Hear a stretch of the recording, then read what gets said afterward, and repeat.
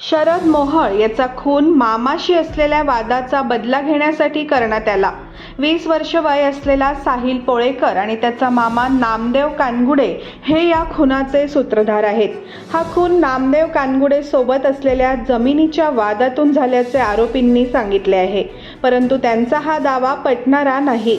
यामुळे पुणे पोलिसांनी या प्रकरणाची पाळेमुळे शोधण्यासाठी कसून चौकशी सुरू केली आहे। शरद मोहोळ याच्या खुनामागे बडी धेंडे असल्याचा पोलिसांचा अंदाज आहे। त्यामुळे पोलीस कोठडीत असलेल्या सर्व आरोपींची कसून चौकशी केली जात आहे। एकमेकांसमोर बसवून आरोपींची चौकशी केली जात आहे। शरद मोहोळ खून प्रकरण हे साधे सोपे नाही, यामागे नियोजनबद्ध कट आहे। गुन्हेगारी विश्वातील आरोपी किंवा इतर कोणी यामागे आहे का याचाही तपास केला जात आहे।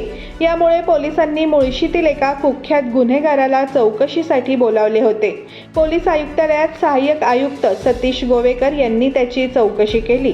त्यानंतर त्याला सोमवारी पुन्हा बोलावले आहे। हा गुन्हेगार सध्या राजकीय पक्षाशी संबंधित आहे।